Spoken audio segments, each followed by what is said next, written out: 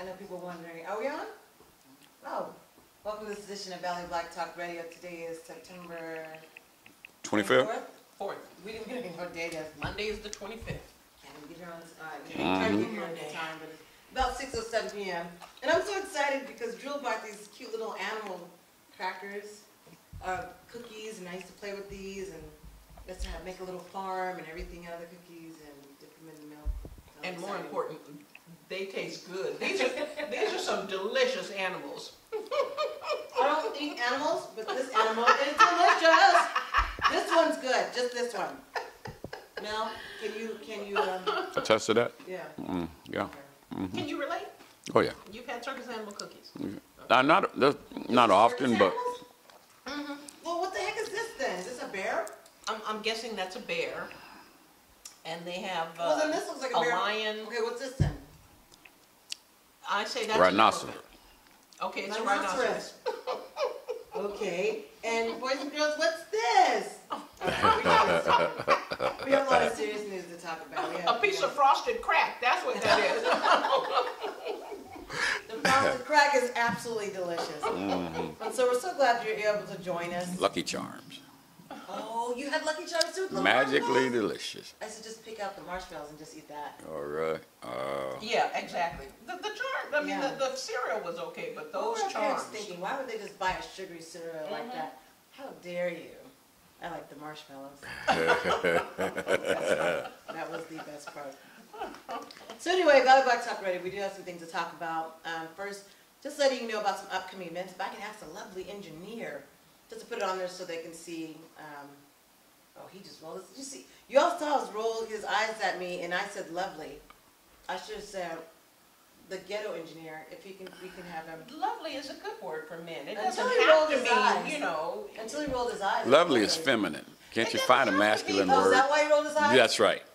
See, he's always the That's right. engineer. I'm It's just saying. So when you say a lovely summer day. Yeah, that's a day. But when you're talking about a man, you want to have something that has some You know what? masculinity I to don't it. agree with Mel just because he agrees with the engineer because Okay. he's trying to agree with the engineer. Did he roll your eye? Did he roll his eyes? Yeah. I rest my case. Okay, you know what? But it's not because of that. Oh, yes. No, That no, was exactly why it was. Because when you said it, immediately I kind of looked like, lovely. But I didn't say anything. I just, I figured you just let it, you would pass it up. But no, you had to comment on it. So then I had to come back and say, You yeah, would say masculine. even without his makeup, RuPaul is lovely. I mean, RuPaul even is without the lovely. whole. That's true. But Denzel Washington is fine. Okay, Yeah. nah, what I'm talking about. Yeah, Boy. there you go. Nah, that's what I'm talking about. Well, Yeah. can I have the fine engineer to put on the upcoming events? You talking? Watch how fast he get that. Watch how fast he make it happen.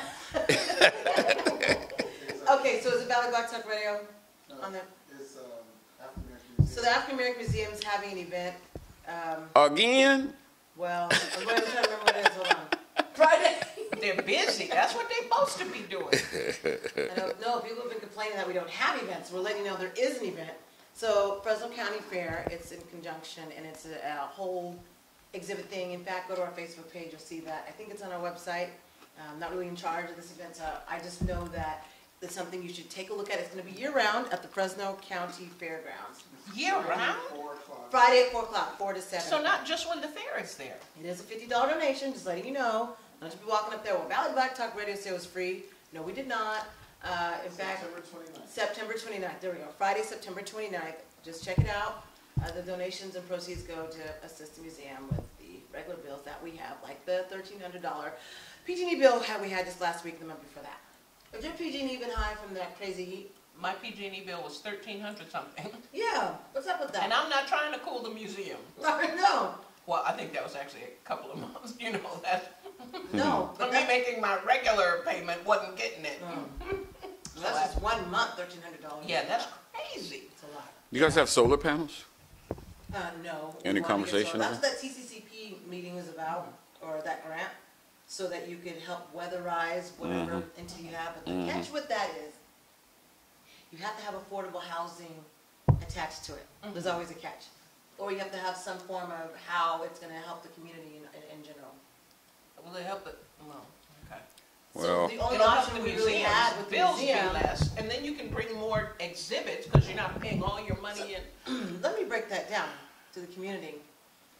a while ago, we were trying to do that partnership with the Housing Authority, but the community had a misunderstanding or thought we were selling the museum when really they were vitalizing the museum and getting it weatherized. With that grant, you have to have like housing, some type of housing component where it's attached and it has to do with solar. But because there was so much dissension during that time, it wasn't worth it. And the board was tired. I tell you, so we missed out on that TCB grant. We missed out. I'm with the community. I'm with the community. I don't care about the housing authority getting a bigger piece of the pie and them getting you guys getting the short end. Well, yeah, it might have been beneficial, but at the end of the day, you could have done a lot better. So here's my point with that. I'm not talking about the housing authority. I'm assuming he's being facetious. Yeah. No, I'm serious. So I'm talking about the TCC grant in general. Has to do with the housing component. You don't have to have a partnership with the housing authority.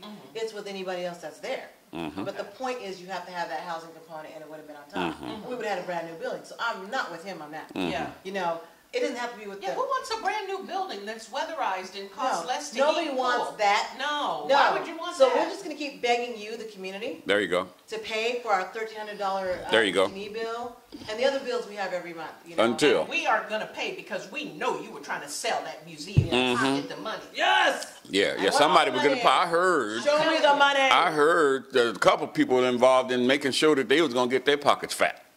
Yeah. Show me the money. Yeah. All I have to say and I hate that too when people just come with those kind of accusations. No, I'm not. You know, I'm serious about not being in favor of that. But when people take the opposite direction and they go all the way overboard and they start identifying people or pointing out people, say, you're stealing and you're stealing and you're stealing, and they have no clue. Most of them have never been to even a meeting. Exactly. But anyway, I'm sorry. No, you said it. You just said everything that I would have said. So. You always talk about the man is keeping us down. The man can't get his boot on your neck. If you stand up. Oh, wow. Pretty flexible, huh? Although, I'm going to be real nice this week because, Lord, I need me some black folks. These white folks at work is running me crazy. So you have to tell us about what's happening at work. Like but we digress. We're doing... No, I was just talking about upcoming events. That's my upcoming event. That's the only upcoming event? Now we're talking about work. Okay, it's all done. Now work now. Well, you know, because we're all so angry as black women and we walk around all the time waiting to punch someone. I was in a meeting this week where I was trying patiently to explain to someone who kept picking at me that it's a real simple problem to solve. All you have to do is this. Well, but you know how the setup for this is. But no, I don't know how the setup is. I'm not out walking the campus. I'm at my desk dealing with hundreds of requests that have to be processed every day. So if you just indicate to me how you want this done in your instruction box like everybody else has to, then there'll be no problem. Well, but okay, so finally... Was it just you and her? No, it was a guy? It was just me, let me put it that way. Yeah, but I'm saying, I said that because if it's just the two of you and nobody heard you, you can make it real, crystal clear and plausible deniability after the fact? No. I made it real clear and white folks don't like that. Okay. White and other folks. Okay. Okay, so, and you know what, I'm painting with a broad brush. It was a meeting. Okay. There were about 12 of us in there. 12 of them and me. Okay. A meeting which, well, that's a whole other thing, which I really shouldn't have to conduct anyway, but this is, you know, my meeting, right? So, finally this person says, well, okay, what do you want me to say? What language do I need to use? I said, I'm not retarded. Ooh. Whatever makes it clear. Say exclusive use, say, and then someone else got upset and said, well, that's not appropriate language. This is supposed to be a professional meeting. I said, it's standard English. It's in the dictionary. I'm confused now. Are there other words we're not supposed to use that are standard English? So, this all like in real time, this all happened like boom, boom, boom. So then I have, you know, I'm getting my chain yanked, but I refuse to respond because I am not being unreasonable or asking anything that everybody else isn't required to do. So I'm not responding to that because that in and of itself means I'm the problem, you know. if you guys are having a disagreement and I say, Mel, Julia, you know, you guys stand down for a minute, we can work this out, that's fine. If I just call you or just call you, then you are the problem. You understand what I'm saying? Okay. We have two people having a disagreement, not one. Did you have to break that down too? Well, I did later when I you had to received follow. Okay. some instruction Okay. saying you know, that somebody was disappointed in my behavior and blah, blah, blah. And, Boy, they don't know you, do they? you know what? Well, I they have to didn't know say, you. guys. And you're nice to a point until somebody just decides to- But even beyond that, she's crystal clear. So, come on, Paul Harvey. Crystal, right? So, I'm telling you guys, I'm just saying this because I know they ain't listening. I fired off an email that I must have read about 8 more times because that was good. I mean, I was impressed with me. Something about those emails. Very polite, very professional, but I don't understand why you characterize her as reasonable and me as defensive when I wasn't. I don't understand why you want to know how come I could be simple when she was just asking a question when I was very simple, it wasn't a difficult explanation that I gave. Sure. So I feel very good about my participation, but it just goes to show they don't want to talk about these things because we're all alike, and if you hit us, we cry, and if you cut us, we bleed. No, We are if you do very something different to us, culturally. we kneel. That's what happens. Thank you. I was thinking that. I figured we were going to get, I was going to make good ask if you had, but go ahead. So I don't want you to Yeah, remember yet, but okay. Yeah. So I had to say it. Oh, true, No, keep that's going, a different kind of, but you know what, that is exactly the thing. If there's any kind of disagreement, we are supposed to kneel. We are. And I don't kneel unnecessarily. If I'm wrong, most people that I work with, if I'm wrong, I'm the first person to say, I'm so sorry, I made a mistake. When I haven't made a mistake and when my behavior has not been inappropriate, I don't kneel because I'm a child of God. I don't kneel for nobody but God. Okay. So, but we have these differences, right? That's why I say white women are the problem when it comes to all this talk about women's lib and why they don't get paid the same and men are so misogynistic. They are raising these men. Right. But they are allowing themselves to be mistreated. Right. I was about to They say, don't, if there's any kind of controversy or argument, they back up and they stand down. I don't do that. I defend myself. And that is frightening to people who do not make a habit of defending themselves. Well, I have news for you. I am not an angry black woman. I mean, I'm angry if you try to take my parking space or something like that. Right. But just because I disagree with you, just because I appropriately defend my position, does not make me an angry black woman. But of course, that's all they see. Right. So I'm just saying this week, you know. Are you allowed to have sips of red wine at work? I'm just saying. Because in those situations, I always think that a flask of some kind, in case you might want to use it in 2 different ways, you might need to use it to, I don't know, knock someone over the head. I refuse to answer that question. This is all figurative, just letting you know. But you know some of you do it, so don't play. I'm pleading the fifth on that. Yeah, don't play. So, all right, how are you going to handle that? How will you? Oh, I feel it's been handled. I mean, I have made myself clear, and I was not inappropriate or anything, and I haven't heard anything else about it. And the person who was upset about my remark, who has a personal experience with that situation, you know, we chatted about something else later in the week when I had to be over in that person's area, and seemed like water under the bridge. I do obsess about stuff, but I obsess internally.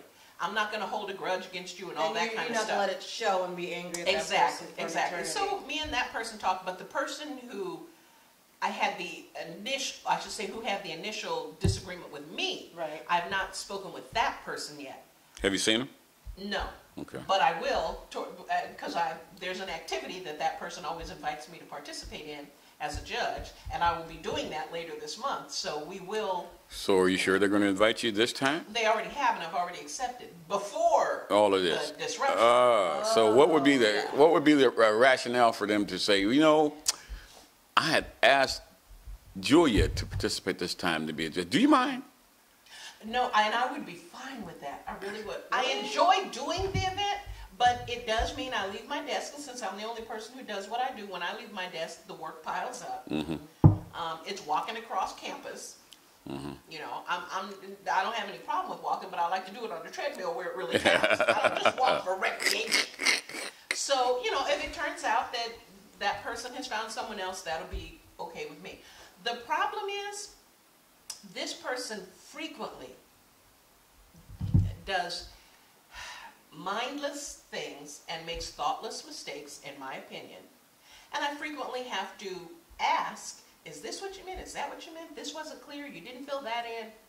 And I believe this person feels very defensive around me because I don't make those kind of mistakes. But you know what? So are they tenured, or what is it, seniority, or whatever it is that it protects their job?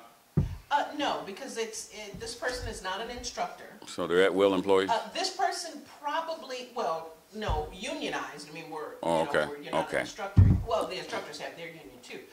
This person probably considers themselves to be above me, but as I said, nobody is above me but my parents and God. So, you know, I don't behave as if people are above me. And, you know, some people have a problem with that.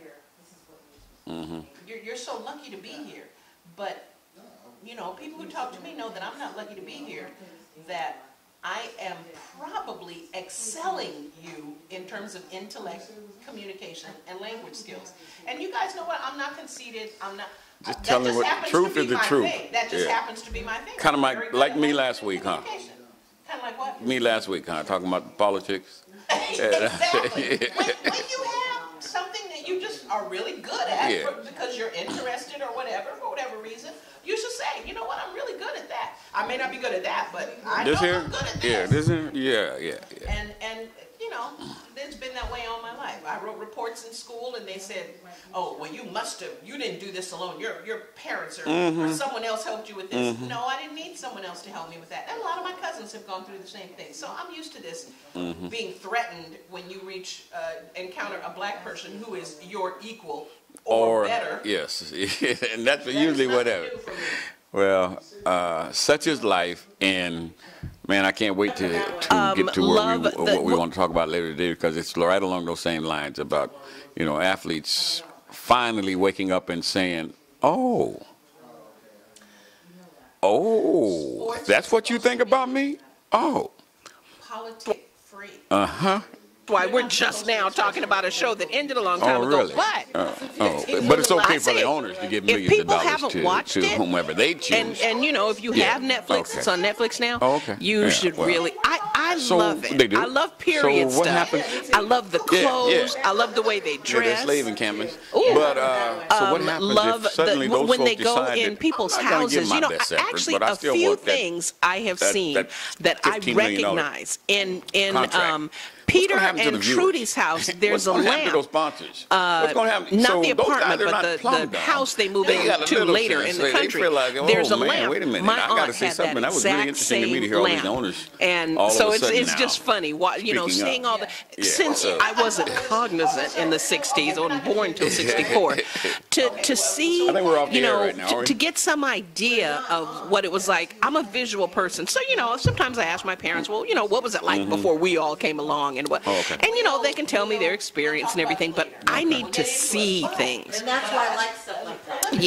Yeah. Even though I was born, even though you might have been born in 60s. If you were 3 or 4 or 8 or, you know, you don't. Yeah.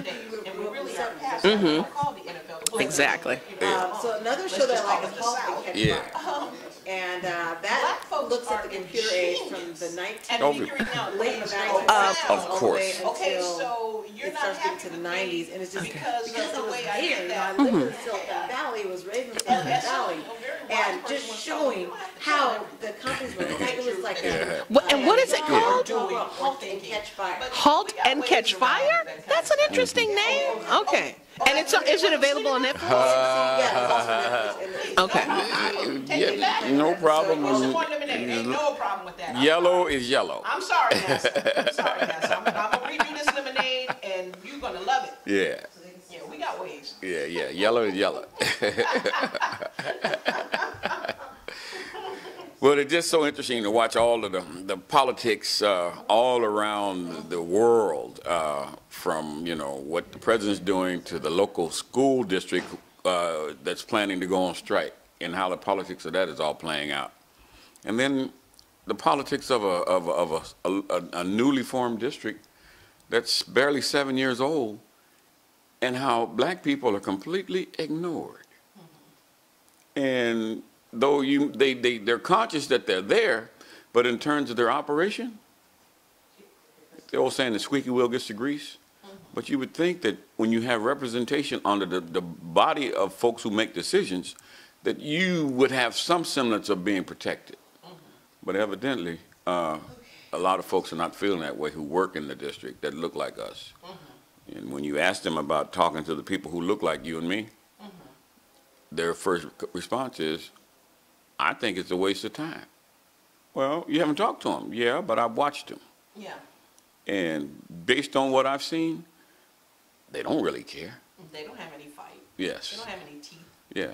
So I think we need our own union, you know, across, like, professions. If you work for the state or the county and you look like us, we should have one union. I don't care if you dig ditches or teach classes, or if we could get rid of this classism that we have in general. Right. You know, I live in North Fresno. I live in West Fresno. If we can get rid of that, whether you know, shovel hay in the agricultural program at blah, blah, blah, whether you are a secretary in the administrative offices of blah, blah, blah, or whether you dig ditches and clean sewers, if we had a black folks union. Right. Well, see, that, for a long time, that's what the Urban League and the NAACP was about. I mean, they were those avenues that folks could reach out to you know, have a common place where they could share problems and ideas, and then take solutions back to their respective jobs or communities. And somehow or another, money got involved, and the more money you made, the less interested you were in other folks' problems. And so, and I think it was, you know, it wasn't by accident that it happened like that, because people figured out that, you know, if I give this one a dime more than that one, then this one's not going to say as much, because they're going to be happy with that dime. Well, class is, I dare say, strong. You know, it's hard to say this because I don't think there's anything stronger than race, but class is stronger than race. No matter what the person's color is, black, Mexican, Chinese, East Indian, North African, no matter what their ethnicity and nationality is, if you give them a dime more than their brother, they're going to be different. A couple of extra words in their title. You have won them. Oh yeah. And there was an interesting picture. Speaking of sports, I meant to bring it and I forgot. I meant to bring the article, but Ray Lewis says that Kaepernick's girlfriend lost him the chance to play with. Was it the Seahawks? No, the Baltimore Ravens. Ravens, yeah. The Ravens, because she posted a picture of Ray Lewis hugging Biscotti. I'm thinking that you guys know. Who is that? The owner? Yeah. No. I think the coach. I think he's the coach, not the owner. And this was, you know, back in like late August. And apparently Ray Lewis had said something not so supportive of Kaepernick and the whole movement. And so she posted this picture of him with his arms around the neck of, I presume he's the coach, Steve Buscetti, Biscotti, something like that. And directly beneath that picture, she had a picture from Django Unchained with Samuel L. Jackson, who you recall played the house. Yeah. With his exactly same, it was spooky. It was the same pose around Leonardo DiCaprio's The Master. You know, lovingly, not I'll choke you, but oh, Master, you so good to me. Oh, I love you, Master. So that's what that was about. I heard some comments on First Take and some other sports shows, but I didn't know really what they were talking about. Yeah. So she these two pictures, one on top of the other, and then she just put an arrow, a bullseye at Ray Lewis. She didn't make any remark about the pictures. She didn't have to. They spoke for themselves. And he says that that was racist, and now she's calling him a racist, and she didn't have to post that picture. And when they came to him about whether Kaepernick would be a good addition, you know, it was hard for him to support that because after all, he's got this activist girlfriend, and you know what? And here's a guy that was accused of murdering somebody and beat it, and now he has the unmitigated gall. That's what I forgot to get. I got up to also get napkins. Dang it. Okay, at the break in a few minutes, I'll get it. Oh, okay. You got my hand is clean. No, I didn't mean it like that because it gets sticky from little animals. Yeah, no. Man, so Ray Lewis, and see, I saw another farmer athlete. He's a host of a show now. I can't think of his name, but he was saying that I hope that what I heard was wrong. I haven't talked to Ray Lewis, but what I hope, and he's very popular. Shannon? Yeah, Shannon Sharp. Oh, I love Shannon. Yeah, and he, We're talking about the No, we haven't gotten to that. We're just talking about the situation of Ray Lewis saying that Colin Kaepernick, he couldn't support him because his girlfriend posted a couple of pictures that he wasn't in favor of that made him look like the piece in Django where Samuel L. Jackson was lovingly had his arms around the neck of his massa. And there was another picture of Ray Lewis with his arms around the owner or coach, somebody, I think it was of the Baltimore Ravens. So rather than be quiet, because it's bigger than him. This whole issue was way bigger than that situation. He should have, if he felt that way, he should have not said anything at all. Well, not only that, but it is fascinating to me how a person's psyche will not allow them to see, I don't want to say the truth, but let's say a facet of.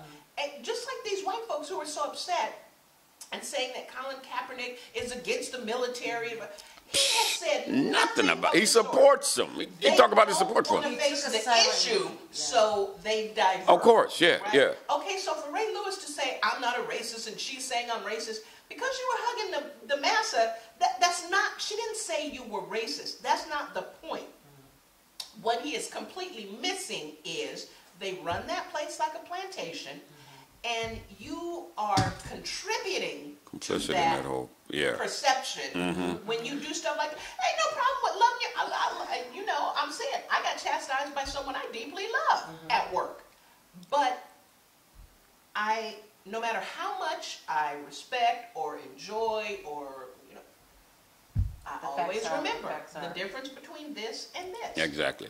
And there's a difference. And I will never be seen. Yeah. Hugging. Yeah, there you go. I hear you. You know, I want to share a story similar to that when we come back. I think we're getting ready to go to break, we're right? ready to go to a break. Yeah, and so you are watching Valley Black Talk Radio on the Man. Please join us. There's so much more. Sorry if you didn't get us before. I think you 365 on, so you should really get us now on ONMETV.com. But again, that number across the screen, as you see at the top, is 559 365 62 33. Oh my God. We're going to go to a break. Well, they remember that. It helps them to remember because we messed it up. Yeah. We'll be right back. Trash Day in Fresno. What's she gonna take out? Shh. This is a stakeout. It looks like teddy bears. Or a bag full of marshmallows. Big ones. It's clothes. She's trying to recycle clothes.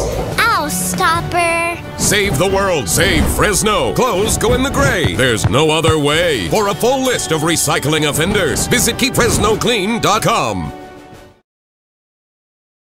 The job market is getting much more competitive. How are you going to stand out? A degree from Trident University could be your first step toward a fulfilling career in business, health sciences, education, or information technology. Trident University is not like other online universities. At Trident, we work with you to accomplish more than you thought possible. New sessions start every month, so you can fit school into your busy life at an average cost less than many state colleges. Plus, take advantage of no textbook fees. Take that next step. Trident's unique online learning approach is designed to help Trident graduates stand out and be prepared for the workplace. Trident University's affordable degree programs in business, health sciences, education, and information systems may just be what you need to take the next step toward a fulfilling career. Your time is now. Earn your first 4 credits in only 8 weeks. Become Trident Strong and stand out from all the rest. Don't wait another day. Scholarships and grants are available, so call Trident University today to see if you qualify. This is important news from the Diabetic Supply Line. If you, a friend, or a family member has diabetes and you have lost your supplier, or if you need a supplier for your diabetic supplies, you may qualify to get your diabetic testing supplies now with little or no out-of-pocket cost, regardless of your age. To be potentially eligible, you only need Medicare or private insurance. Call the Diabetic Supply Line right now for details. It's a free call that just takes a couple of minutes. Our friendly agents are waiting 24/7 with free, no-obligation information. We handle all the insurance paperwork and make sure your supplies are delivered directly to your door for free. And if you call right now, we'll send you a free pedometer as your special bonus. Regardless of your age, if you or a loved one needs diabetic supplies and you have Medicare or private insurance, call us now. Call the Diabetic Supply Line now. Operators are standing by to take your call. Call now. Probability states that you or someone you know has an addiction problem. This includes, but is not limited to, drugs and alcohol. Addiction is a disease and isn't something you should fight alone. So it's up to you to get the help you deserve and live the life you were meant for, not the life that's dictated on when you can get your next fix. Make the right call and choose your path forward today. We can help with prevention, intervention, facility placement, and entering treatment. When it comes to treatment, the problem isn't needing treatment, it's finding the best place to get it. And if you call the number at the bottom of your screen, we'll find that perfect place for you. It all starts with a single phone call. The call is confidential and the consultation is completely free. We'll help you one step at a time. Call 800-355-9221. That's 800-355-9221. Make the right choice and choose your path forward now. So, you've decided to go to college. That's cool. So, pop quiz. Which is a better way to earn your degree? Commute to college and fill your gas tank, get stuck in traffic, drive in bad weather, try to find a parking space, walk a half-mile to class, or learn online at Independence University. In the park on a bench, on the beach on a towel, or on your couch with your kid. Your campus is wherever you want it to be. You don't go to college. College goes to you. That's independence. That's Independence University. You schedule classes around your schedule, and all your supplies, including a brand new laptop and tablet, are included with tuition. At Independence U, you'll learn from professional instructors with real work experience. You'll get personal support in school and employment assistance when you graduate. Get your degree, but keep your life. That's independence. That's Independence University. So if you're really smart, you'd call now. Call 1-800-880-8914. Independence U, for an independent you. Call 1-800-880-8914. Trash Day in Fresno. What's she gonna take out? Shh! This is a stakeout. It looks like teddy bears. Or a bag full of marshmallows, big ones. It's clothes. She's trying to recycle clothes. Ow, stop her. Save the world.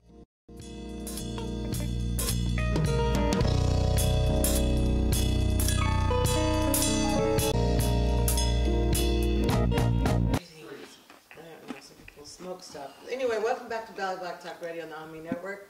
You mean my brother over there can hook me up? I don't know. We're having a discussion about this last night. Yeah. I don't know. Did we miss any local news before we get into the? Well, I want to hear about this strike. I heard For the Unified. something local. I keep hearing about it. So October, I think it's October 3rd or 9th, the date that they've already set for the teachers to go out on strike if they cannot get a contract from the district. FUSD. Yes. They've been trying for over a year to, they submitted several proposals and no response back from the district. No response? They listened to them and then they said, thank you very much, and they leave the meeting. Okay, so what does it mean if there's no response? What does it usually mean from your experience? It means that, well, I can't say in this case because their budget is so huge. I don't know. Usually it's about money. And I don't know. Well, I'm saying the reason, yeah, the district is probably saying there's not enough money to give you what you want versus what we want to do with the district.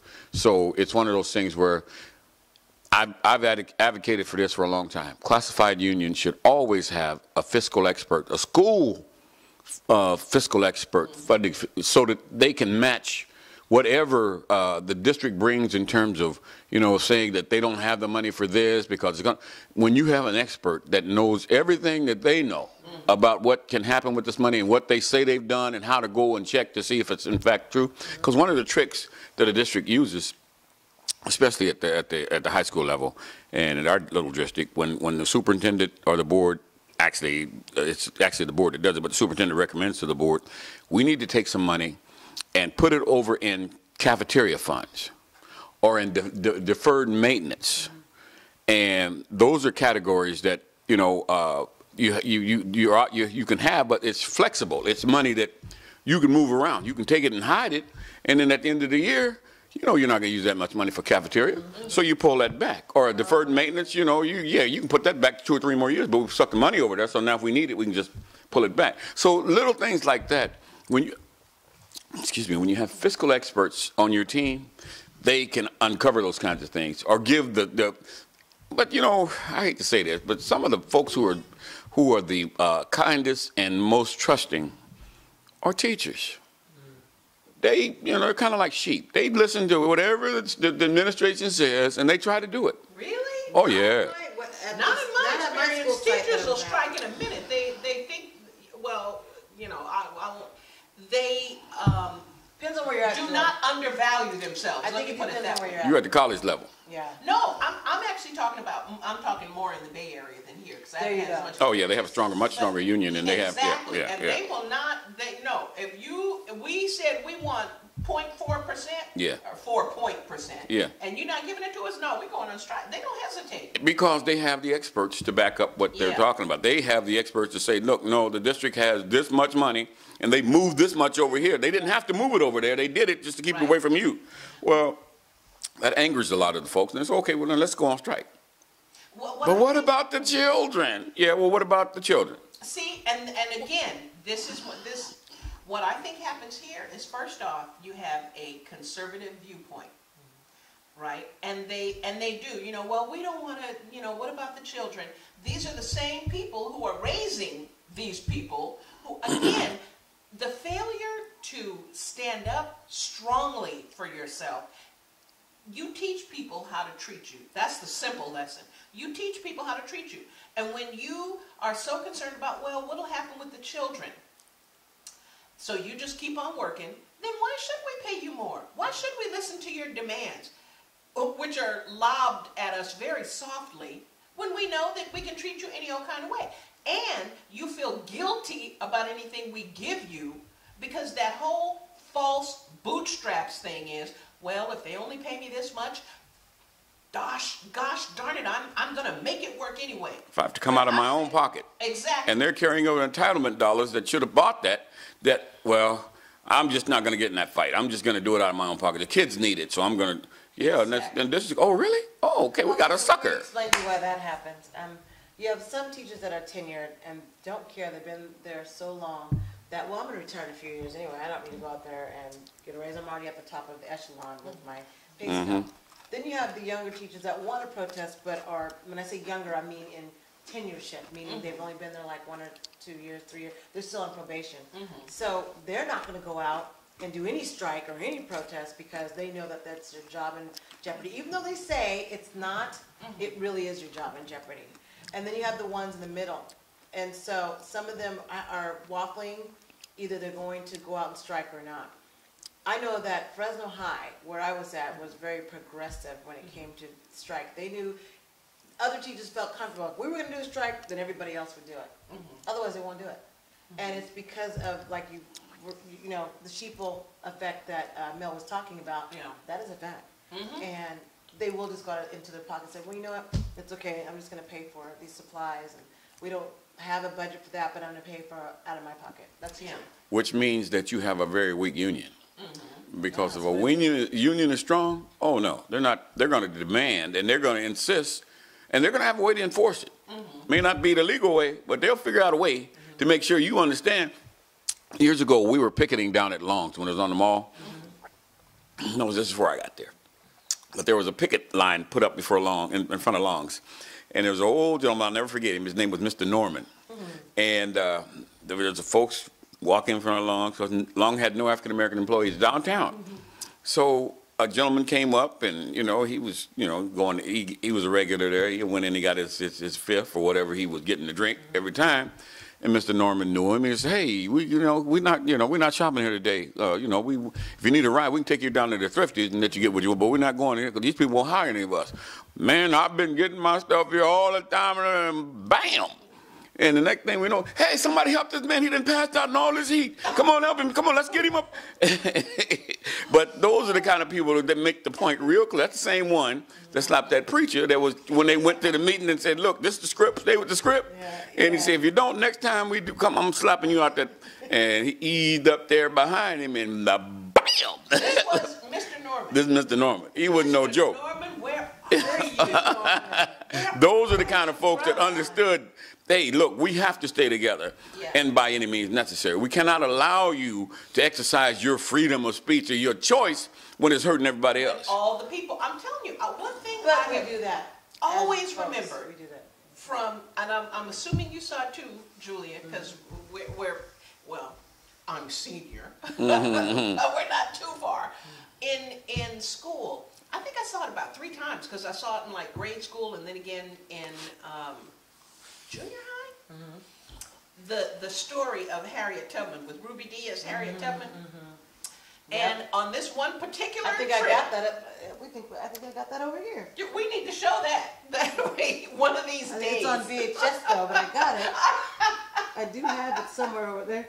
But anyway, go ahead. She was making she had, made a stop on the underground. She had picked up these folks, and they were, cutting across states and trying to get to the north. And so one, I think it was a man and his wife, and he said, this is too hard. We've been walking for days, and we can't take it no more. You guys just leave us here. We'll be fine. You guys go ahead. We won't say nothing to nobody. You go ahead. We're just going to try to make it here.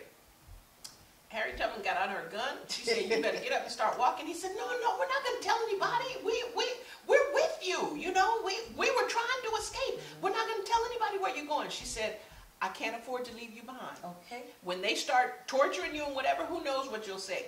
Get up and start walking, or I'm going to shoot you dead right here. I love you, but I will shoot you dead. I love that. And I'm saying that's the Mr. Norman. That was it. Yeah, that was his attitude. Yeah. I love you, but you need correction, and I'm gonna correct you because it's not just about you. This is about all of your people.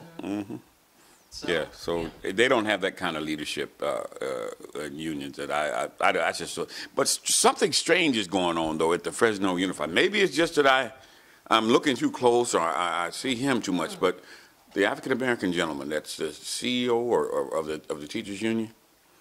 I see everybody else on TV. This morning they had on 24.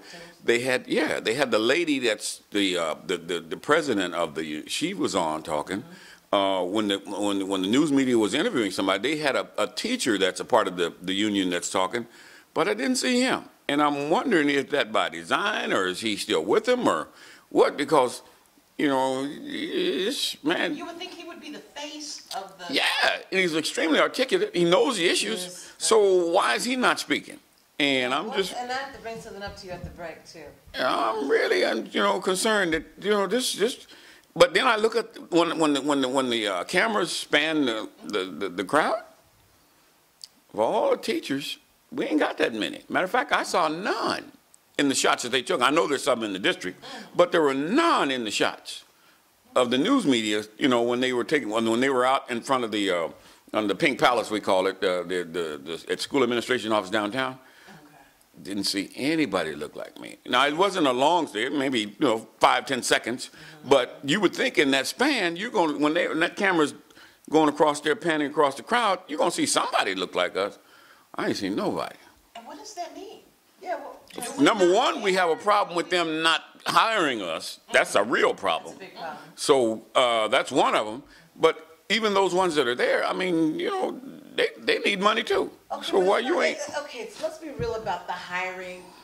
needing more African American teachers. And I say that because it's not always a comfortable environment for the African American teacher, even in 2017, and will not be in 2018. Yeah. We have one of our colleagues that's a teacher now. He's been there for years. He's really good at what he does in mathematics, and is still going through it with those same type of, I don't know if you want to call them admin issues, but I call them skin issues, skin color issues. Well, and as I say with my experience, there are cultural differences. We handle things differently. The majority culture doesn't like to acknowledge that, but we handle things differently. They don't recognize the way we handle things. We know how they handle things, but because we are different, it is very, in my opinion, off-putting to them, and they don't get it. So, you know, again, I feel for the teachers who aren't there, you know, if in fact they aren't there. So it's hard to tell, though, because they could be panning the crowd. There could be 50 of us, and they just stop at the point where we are and go back over here, and you think, it's all white folks out there, no black folks. They were just a little further that way. That may have been the case. They never stopped here. Right, you never know, right. It just depends on what they're trying to make you think. Well, speaking of making you think, I want to transition into a national point that deals directly with what we're talking about when we're looking at equity. First, I want to make sure we're done with the local stories. If you can put on the screen the first national story, and it says how African Americans are worse off financially in 2016 than they were in 2000. So when the median income in 2000 was $39,490 according to U.S. Census, as of 2016 it was still $39,490. And what was the difference? What was the first year? For who? Okay, so we're talking 16 years later. Yes. We haven't gained a dime. No, and this is according to U.S. Census. So my point is, and I'm bringing this up because we're getting ready to talk about a deep topic with this NFL and NBA shortly, and it'll probably be after the break, but we have some time. We see things differently, but we're also treated differently. Oh, totally. The equity is not there. And if you can click on that second story by Fox News, and where it said, just all you have to do is click on the next little item. It's about the cotton. Did it come up there? It's already there. You just have to click off that story and just click to the next one. It was already up there under national news. So anyways, even if you can't get on the screen, you had some African American university students who were offended by by cotton centerpieces. So they're made from cotton stock, and African American students went to this event, and this is at Lipscomb University, and it was cotton. And why would they choose it? And then the group who came in behind them was another group of color, not African American, but as I recall, Middle Eastern or something like that. And they had something that was inflammatory. Right. They had changed out the table centerpieces for them, and it was a whole different thing that was so you know it was on purpose. It was no accident to it. Oh, I'm sorry. You know, there's no sorry to that. So when people ask, we're just seeing things. And it's all in our mind. It's all in our mind. And it's I'm cotton. telling you, What's the big it's deal? BS. I don't know. Maybe we'll have that for the Trailblazers. I wonder how people will see that. Yeah. You know, it just. We're gonna have cotton centerpieces, Joel. Could you imagine that?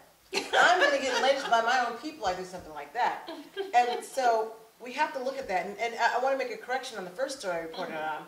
In 2000, the amount was $41,363. In 2016, the median income is $39,490. Actually went down. And so I needed to make that correction. Yeah. It's all in my notes.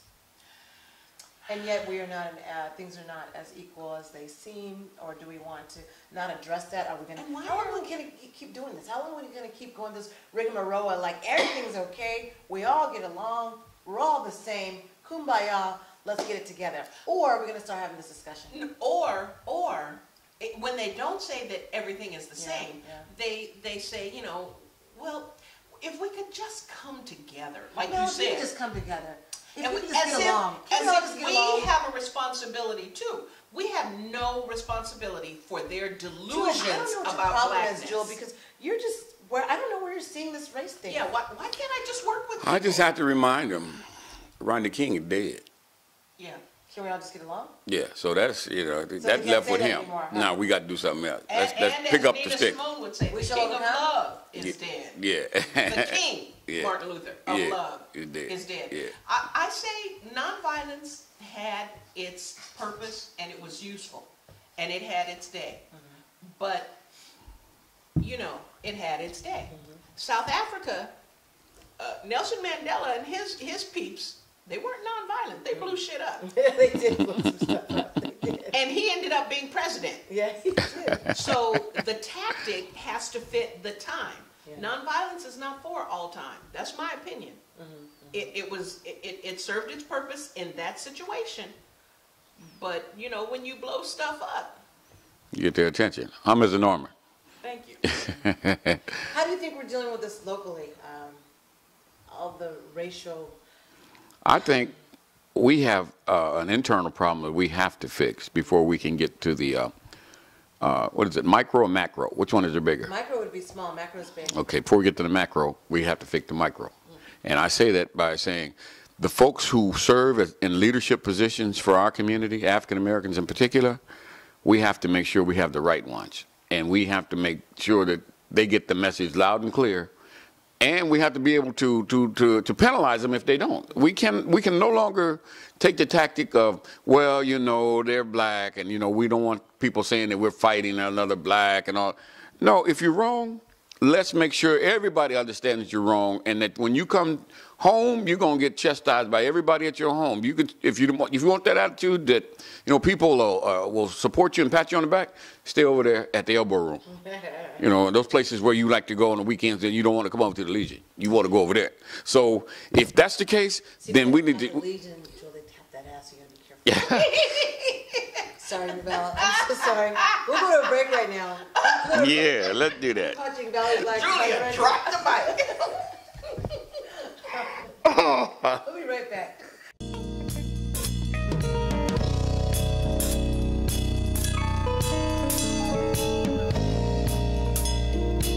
Trash Day in Fresno.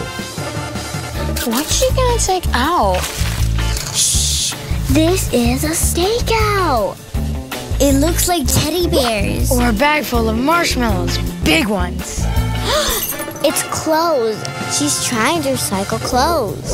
Ow, stop her. Save the world. Save Fresno. Clothes go in the gray. There's no other way. For a full list of recycling offenders, visit keepfresnoclean.com. The job market is getting much more competitive. How are you going to stand out? A degree from Trident University could be your first step toward a fulfilling career in business, health sciences, education, or information technology. Trident University is not like other online universities. At Trident, we work with you to accomplish more than you thought possible. New sessions start every month, so you can fit school into your busy life at an average cost less than many state colleges. Plus, take advantage of no textbook fees. Take that next step. Trident's unique online learning approach is designed to help Trident graduates stand out and be prepared for the workplace. Trident University's affordable degree programs in business, health sciences, education, and information systems may just be what you need to take the next step toward a fulfilling career. Your time is now. Earn your first 4 credits in only 8 weeks. Become Trident Strong and stand out from all the rest. Don't wait another day. Scholarships and grants are available, so call Trident University today to see if you qualify. This is important news from the Diabetic Supply Line. If you, a friend, or a family member has diabetes and you have lost your supplier, or if you need a supplier for your diabetic supplies, you may qualify to get your diabetic testing supplies now with little or no out-of-pocket cost, regardless of your age. To be potentially eligible, you only need Medicare or private insurance. Call the Diabetic Supply Line right now for details. It's a free call that just takes a couple of minutes. Our friendly agents are waiting 24/7 with free, no-obligation information. We handle all the insurance paperwork and make sure your supplies are delivered directly to your door for free. And if you call right now, we'll send you a free pedometer as your special bonus. Regardless of your age, if you or a loved one needs diabetic supplies and you have Medicare or private insurance, call us now. Call the Diabetic Supply Line now. Operators are standing by to take your call. Call now. Probability states that you or someone you know has an addiction problem. This includes, but is not limited to, drugs and alcohol. Addiction is a disease and isn't something you should fight alone. So it's up to you to get the help you deserve and live the life you were meant for, not the life that's dictated on when you can get your next fix. Make the right call and choose your path forward today. We can help with prevention, intervention, facility placement, and entering treatment. When it comes to treatment, the problem isn't needing treatment, it's finding the best place to get it.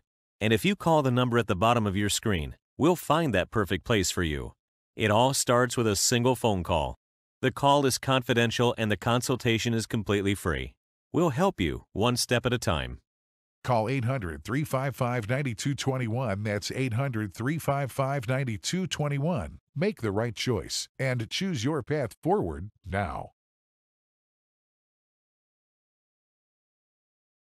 So you've decided to go to college. That's cool. So pop quiz. Which is a better way to earn your degree?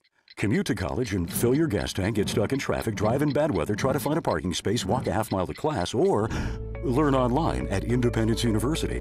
In the park on a bench, on the beach on a towel, or on your couch with your kid. Your campus is wherever you want it to be. You don't go to college. College goes to you. That's independence. That's Independence University. You schedule classes around your schedule, and all your supplies, including a brand new laptop and tablet, are included with tuition. At Independence U, you'll learn from professional instructors with real work experience. You'll get personal support in school and employment assistance when you graduate. Get your degree, but keep your life. That's independence. That's Independence University.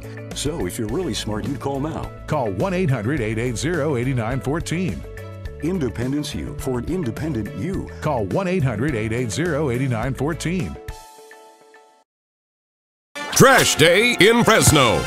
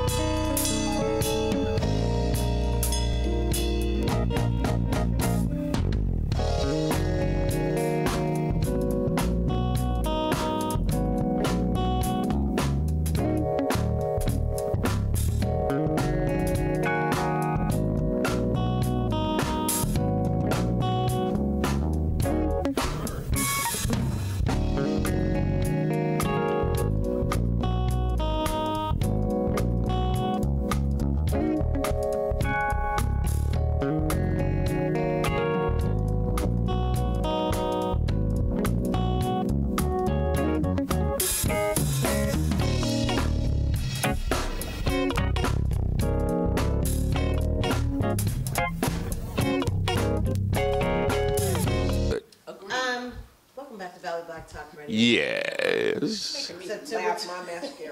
September 24th, 2017. We're so glad that you're able to join us. The number to call is 559-365-6233. Some of you just might be listening or tuning in, and some of you are tuning in to us through Facebook, so we do appreciate that audience, and you can always watch us later on the ONME network and watch our programming. One of the things Facebook ain't messing with us now, huh? No. Yeah. The thing is, we are so hot, so dangerous, so willing to say anything that people are afraid they'll be identified. We'll call you whatever you want to be called. If you want us to call you Bob, we'll call you Bob. We don't care your name is Leroy. If you want us to call you Ted, we'll call you Ted. Yeah. We don't care that your name is Alton. Mm-hmm. So call in, folks. Yeah, I think people do get a little scared. And we're not going to bite. And we do accept all opinions that might be opposing to any of the hosts that are on the show. Just want to let you know that. We're not in a partisan. We're not Democrat or Republican. We make sure we cover all issues. Although we might have a side or a view, please know that all communications are welcome. Yeah. And for that matter, if your name is Cuthbert and you want us to call you Rufus, we will do that. Your name is President Donald Trump. We'll allow you to call in. Yeah. How about that? I wish we would call it. So, he doesn't call, he tweets. Well, we'll be showing some tweets about that shortly. But I wanted to make sure we covered all the local, anything else local that we needed to cover. Just want to remind people to support the African American Museum this Friday, September 29th from 4 to 7 p.m. at the Fresno Fairgrounds. And it's a historical exhibit that will be year-round. So if you don't happen to make the reception, just make sure you get a chance to get out to the the Fresno Fairground Historical Museum, they have a museum on site. So just want to remind people. And let me one more reminder. If you moved, you need to re-register to vote. It was very interesting. I was in Hanford yesterday, an executive board meeting, had an exciting training session for the NAACP yesterday in Hanford. And one of the things that we're having some folks that are getting ready to really get involved in politics, you got to re-register. Some of them didn't know that, hey, if you move, you got to re-register to vote. Your address changes. Yes, so you have to do that. So I just want to remind folks, on every chance we get, if you move, you need to re-register. So, and I also like to tell you, vote by mail. But if you re-register, then you can't vote in 2 places, and you know, we all love to vote 16 and 17 and 18 times. Really? So Where them people at? Because it's hard to get them to vote once. So all those folks talking about voter fraud and all that stuff, man, I'm trying my best to get the people to vote one time. You talking about they're voting 16, 17 times. Boy, you Republicans are something else. Man. They see dead. Yeah. 6 cents. Yeah. All right, we're ready to talk about Jewel Mills, President Donald Trump. No, President 45. That's what who says that all the time? Yeah, roll it. Yeah. Somebody just calls him. They don't call him by his name. Just call him 45. Yeah. So we'll look at his the recent tweet. I don't know if that's recent actually, but if we In the last 72 hours. I don't have it. Is it Stephen Curry or no? No, it'll be international news. Okay, I got it. Me here. All right, I can't see what the tweet says because I didn't write it down. If the NFL fans refuse to go to the game until players stop disrespecting our flag and country, you will see change take place fast, fire, or suspend. I am totally with him. To suspend? No, fire. To fire? Yeah, go ahead and fire 70% of the players who are Negroes. Yeah. Go ahead and fire every Negro I'll dub player a dog in the day. NFL. I'll dub a double dog day. As Mr. Sanders says. Dog. Go ahead and fire all 70%. You bad. Go and ahead. see who shows up Yeah. to watch your game. The next week. Yeah. And the week after that. They tried that when the NFL went on strike. You saw what happened. So now, see, and that's why the owners are telling him, man, you need to stay out of our business. Yeah. You don't need to be over here with us. Yeah, we handle this. We got this. Yeah, you mess with my money now. You stay over there and deal with the man over there in Korea. You and him keep trading insults. But man, don't be over here talking to my players about, us firing them. Are you crazy, as Fred Sanford would say? Come here. Are you crazy? And what would the answer to that be? You. Yeah. And he just does it so effortlessly, like, everyone just needs to be fired. And we need to boycott the NFL. Your president is very bold. So what does that really mean? He can't be that stupid. So what is it really? What's the real agenda? Yeah, something else going on because he's trying to do everybody to watch this over here while something is happening over here. Well, remember we still have the Russian investigation. And more pieces are starting to be uncovered about the people that have been working behind the scenes and talking about, oh no, we're not involved. And man, they follow the money. Paul Manafort, oh man, this guy is filthy rich. They broke into his house. Yeah. Because they were afraid he would get rid of stuff if they went through his lawyer, the way they normally do it, Yeah. Okay, lawyer. You're rich, man. We'll respect your. We're coming Tuesday at 8. Yeah. And we have a warrant Tuesday at 8. Yeah. So tell them we'll be there Tuesday at 8. Yeah. To check him out. Tuesday at 8. They broke in because they knew he'd get rid of stuff. But I have to disagree with you. Okay. Really? My dear sister. What did you just say? See, that's what happens when you start aging, y'all. You disagree with me? Yeah. I'm not sure what it is. You said something I was going to take issue with. Early before the break. No, just now. Just before we can say it again. It's gonna come to you. Okay. All right. Well. I'm trying to remember. That's what happened when you talk too much. Can't remember what you said. I'm sorry. You said he's not that dumb. Oh, yeah. You said there must be something else going on. Yeah. Oh, yeah. Steer our attention away. Yeah, of course. There's something else because he's not that dumb. He is. It's not a matter of dumb. And people, you really have to get the right language, because it's not a matter of dumb. This man is psychologically damaged, cognitively not wholly there. And I'm not at all surprised that he would tweet, fire them all, you know, just fire that out of his empty head on the spur of the moment. But it's not about being dumb. It's about he is incapable of extrapolating, of predicting outcomes. You know, that's a cognitive, when you have a strong brain, the brain is a muscle. You train it just like you train your biceps and they get bigger. He is not able to predict the outcome of his actions. I totally believe he would say, fire them all, without thinking about it, and not to garner our view from any other thing that's going on. He is careless enough to do that. Because the people that he was speaking to in Alabama think just like that. And he's catering to what they think. So he has to have put some thought in it. I mean, he's, you know, I just don't believe, nobody can. He's not trying to take our attention away from anything. He's that impulsive, he's that thoughtless, he's that unable to consider what the ramifications of his behavior will be, that he would put something like that, and it wouldn't occur to him, wait a minute, that's 70% of the players in the NFL. So what say you, Judge Julia? You know what? I was thinking that he was trying, distraction. He's all about distraction.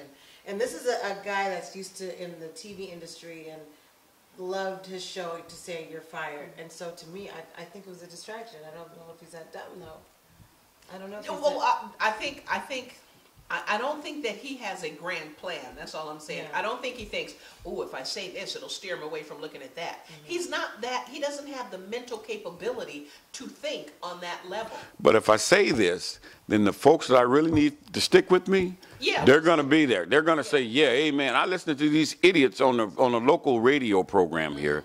Every last one of them believe that the owners they should create a rule that says as you're a player, you should not be able to protest like that. That just doesn't make sense. I mean, it's, you know, you're making millions of dollars and you're acting like a spoiled brat because you can't have your way. What? Yeah. What world do you live in?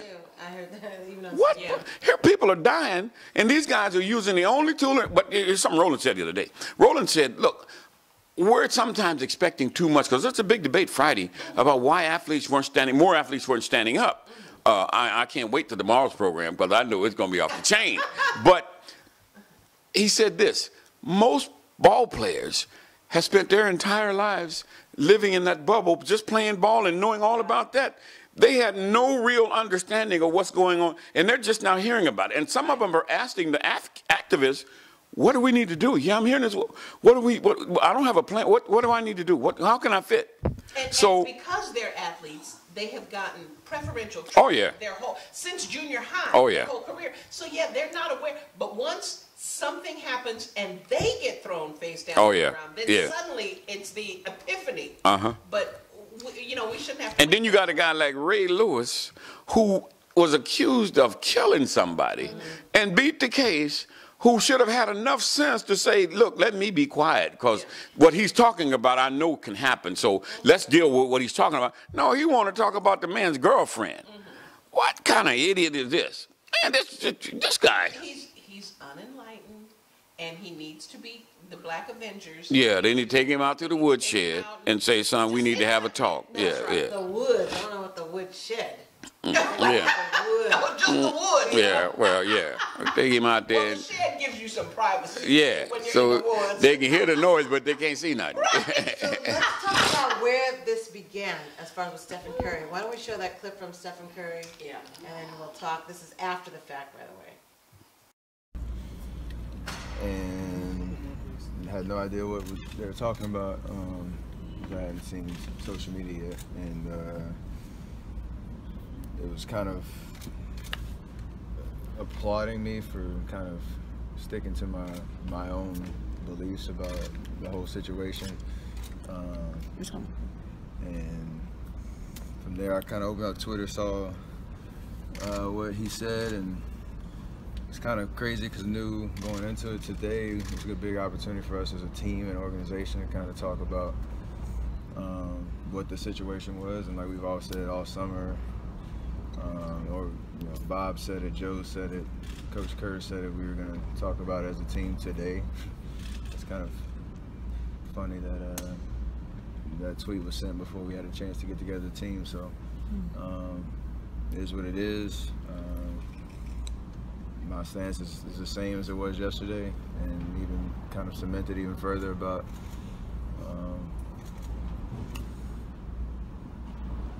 how things in our country have gone, especially with him, representing us, and for me, not in a very damaging way, but we have an opportunity still in February to figure out what we're going to do to celebrate the championship, and that's what this is about. That's why we're having this conversation, because we want a championship, and that's the position we're in, and we want to take that, take advantage of that opportunity, and we will. What was your first thought when you read that? What was your first thought when you see the president calling out your name? It's kind of, surreal, to be honest. Just I don't know, why he feels the need to target certain individuals rather than others. I have an idea of why, but it's kind of it's just kind of beneath, I think, a leader of a country to go that route. It's not what leaders do. So.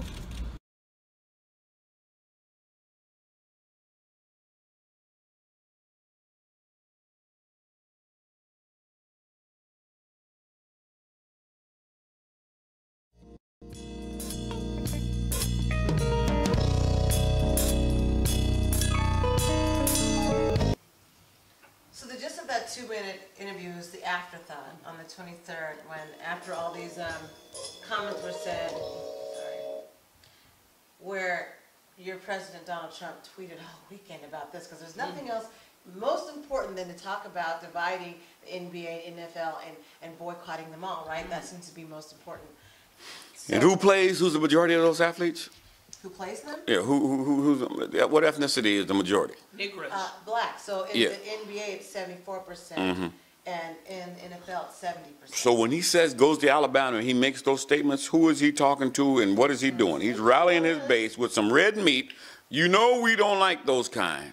So let's make sure we stick together, and let's use the flag and supporting our police, and the military, as the basis for me making these comments and showing that these folks should be grateful that they have an opportunity in this great country to make the kinds of money they make, and yet they're complaining about, oh my God. And the interesting thing, now I haven't checked lately, so I'm not saying that this is a fact, but in the past, hasn't the military been mostly by percentage people of color, not just black, but black, that Mexican? is actually correct. Yes, because they're trying. On the front they're trying since to the elimination of the draft. Dream in the way they can't achieve it any other way. Right. But they were looking for greater perhaps opportunity. if they do service, they get the GI Bill and they get some of course. Stuff. So why Kaepernick or any player would be boycotting black folks in the military just tells you that white people don't want to deal with what really. What he was talking about in the first place.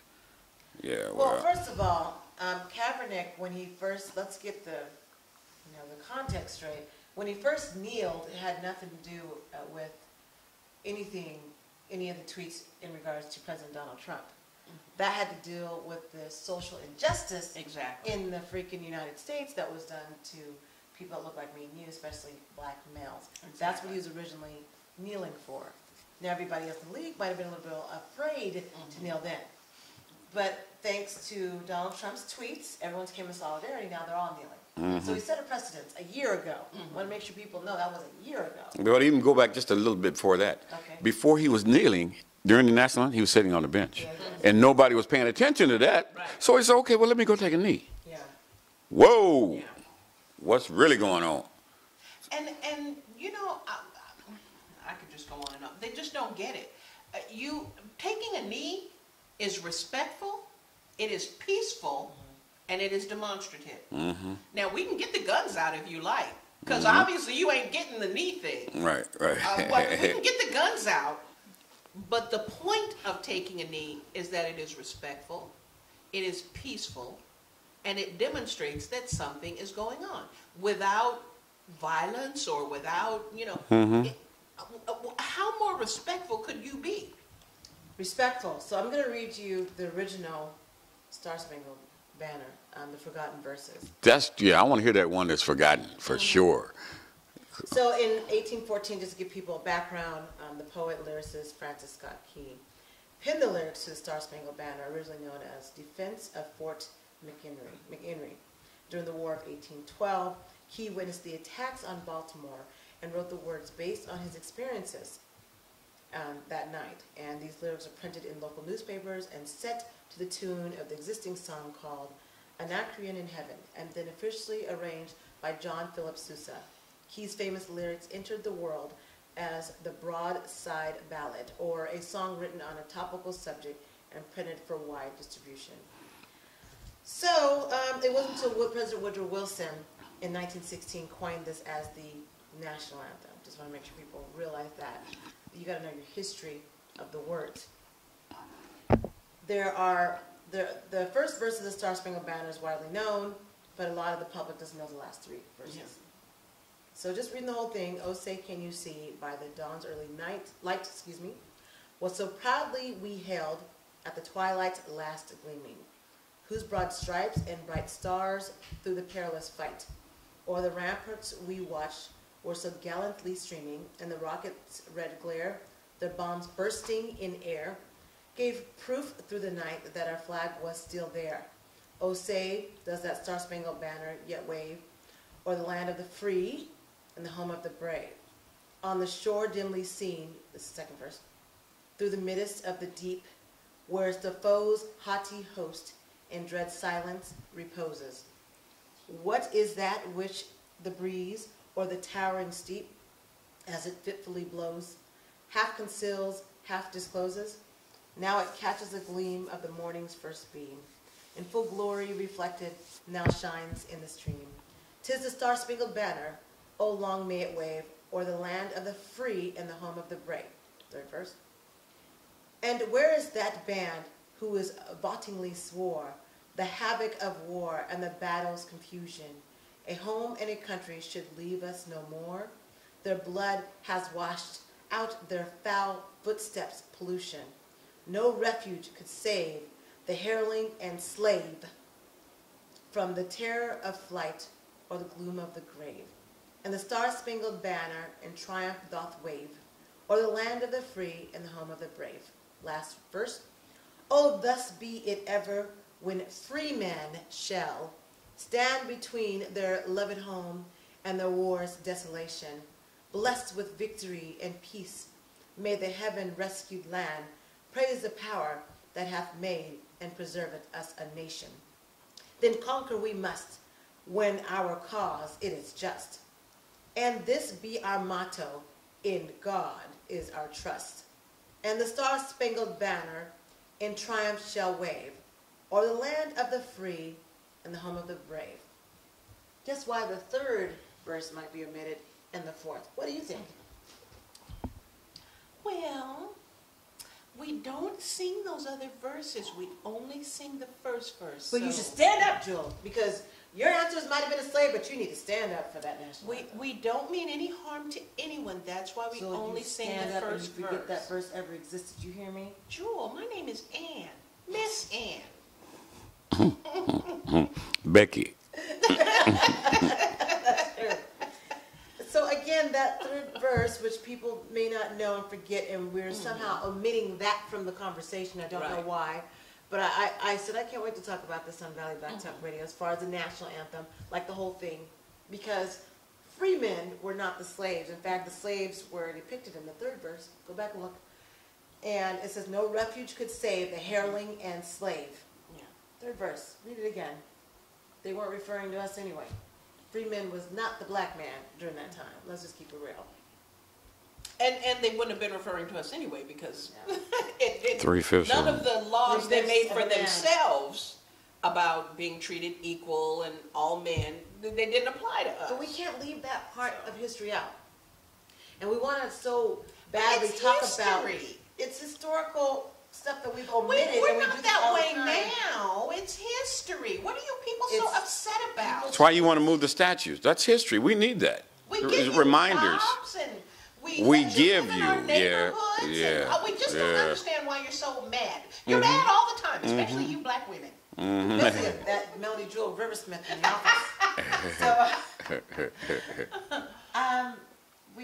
So if we're going to look at all the roots of where this is happening, we need to look at the roots of the poetic Star Spangled Banner. Exactly. And how it still exists. Right. How, just because you don't sing the third verse doesn't mean that everything is honky-dory. Honky-dory. Isn't that ironic you just said that? I challenge our president, Mr. Donald Trump. Please go back and read your history. Well, no, research. He's not going to read the history. What am I saying? Let me take that back. No. If you put it on audio book. Yeah, he's not going to do that. Unless you have praising about him, then he'll listen. Well, I can add it and change things. Yeah. Because he was talking to a bunch of African leaders the other day and called a country that didn't even exist.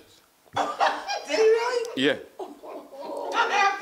Yeah, this boy is he's a cold piece of work. I haven't read the article yet. But there's an article on the route I noticed today when I was scrolling through. I missed that one. I didn't get that memo. That says the Zimbabwean delegation, let's say, were the most telling picture of blacks ever taken when they were listening to the president's speech. Oh, yeah, I saw them, yeah. Why? You see the picture? Yeah, look at this dude. Can y'all believe this fool? like a third grader in an algebra class. Oh, yeah. It was that bad? Oh, yeah. Yeah, the picture totally, They all turned the other way? No, they were just sitting there just all kind of... Yeah. Not paying attention. Like the third hour of church. Yeah. The kids in the third hour of church. Yeah, he can bring out some... The worst in people. Yeah. Somebody I know is... Man, the secretary or one of the spokesmen for North Korea had some real strong... This man is deranged. Yeah, really. Yeah. So, even they recognize, man, and see, it's hard for me to really follow the media when they talk about the president of North Korea and all of the negative stuff they say, because I know how the press can manipulate and they can twist stuff, and man, they have people who don't even know the guy's name, who look like me, talking about the ills of this guy and what he's done and all the stuff he's, how do you know? Exactly. Like when Saddam Hussein when they found him, before they went into Iraq, I was having breakfast in Chinatown with a group of folks, and one guy comes in, young African-American guy, man, we can't let them do us like that, man, they can't talk to us anymore, man, we got to do, and I said, brother, we? Yeah, exactly. We? What do you mean we? Do you believe everything you're hearing from? Yeah, but man, that guy, man, Saddam Hussein, man, he ain't no good dude. Oh, really? How do you know that? Exactly. And the same with Gaddafi. Oh, he's crazy, man. And they have no idea that he is the unifying principle in the Pan-African, that he was trying to get Africa to have one monetary system. And get away from the U.S. dollar and away Euro. from the, exactly. So, That's why they killed them. Let's keep it real. We have so many, we black folks, I'm telling you, we need our own schools, because you cannot have the master educating you. That doesn't work. Fox Garden Hen House. You ask him if any chickens are missing, he's going to tell you, oh, no, they're all present accounted for. Feathers flying everywhere. Let's go to a break on that. That was a good one. Good breaking point. You're watching Valley Black Talk Radio. We'll be right back. Trash Day in Fresno. What's she gonna take out? Shh! This is a stakeout. It looks like teddy bears. Or a bag full of marshmallows. Big ones. It's clothes. She's trying to recycle clothes. Ow, stop her. Save the world. Save Fresno. Clothes go in the gray. There's no other way. For a full list of recycling offenders, visit keepfresnoclean.com. The job market is getting much more competitive. How are you going to stand out? A degree from Trident University could be your first step toward a fulfilling career in business, health sciences, education, or information technology. Trident University is not like other online universities. At Trident, we work with you to accomplish more than you thought possible. New sessions start every month, so you can fit school into your busy life at an average cost less than many state colleges. Plus, take advantage of no textbook fees. Take that next step. Trident's unique online learning approach is designed to help Trident graduates stand out and be prepared for the workplace. Trident University's affordable degree programs in business, health sciences, education, and information systems may just be what you need to take the next step toward a fulfilling career. Your time is now. Earn your first 4 credits in only 8 weeks. Become Trident Strong and stand out from all the rest. Don't wait another day. Scholarships and grants are available, so call Trident University today to see if you qualify. This is important news from the Diabetic Supply Line. If you, a friend, or a family member has diabetes and you have lost your supplier, or if you need a supplier for your diabetic supplies, you may qualify to get your diabetic testing supplies now with little or no out-of-pocket cost, regardless of your age. To be potentially eligible, you only need Medicare or private insurance. Call the Diabetic Supply Line right now for details. It's a free call that just takes a couple of minutes. Our friendly agents are waiting 24/7 with free, no-obligation information. We handle all the insurance paperwork and make sure your supplies are delivered directly to your door for free. And if you call right now, we'll send you a free pedometer as your special bonus. Regardless of your age, if you or a loved one needs diabetic supplies and you have Medicare or private insurance, call us now. Call the Diabetic Supply Line now. Operators are standing by to take your call. Call now. Probability states that you or someone you know has an addiction problem. This includes, but is not limited to, drugs and alcohol. Addiction is a disease and isn't something you should fight alone. So it's up to you to get the help you deserve and live the life you were meant for, not the life that's dictated on when you can get your next fix. Make the right call and choose your path forward today. We can help with prevention, intervention, facility placement, and entering treatment. When it comes to treatment, the problem isn't needing treatment, it's finding the best place to get it. And if you call the number at the bottom of your screen, we'll find that perfect place for you. It all starts with a single phone call. The call is confidential and the consultation is completely free. We'll help you one step at a time. Call 800-355-9221. That's 800-355-9221. Make the right choice and choose your path forward now. So you've decided to go to college. That's cool. So pop quiz. Which is a better way to earn your degree? Commute to college and fill your gas tank, get stuck in traffic, drive in bad weather, try to find a parking space, walk a half-mile to class, or learn online at Independence University. In the park on a bench, on the beach on a towel, or on your couch with your kid. Your campus is wherever you want it to be. You don't go to college. College goes to you. That's independence. That's Independence University. You schedule classes around your schedule, and all your supplies, including a brand new laptop and tablet, are included with tuition. At Independence U, you'll learn from professional instructors with real work experience. You'll get personal support in school and employment assistance when you graduate. Get your degree, but keep your life. That's independence. That's Independence University. So if you're really smart, you'd call now. Call 1-800-880-8914. Independence U, for an independent you. Call 1-800-880-8914. Trash Day in Fresno. What's she gonna take out? Shh! This is a stakeout!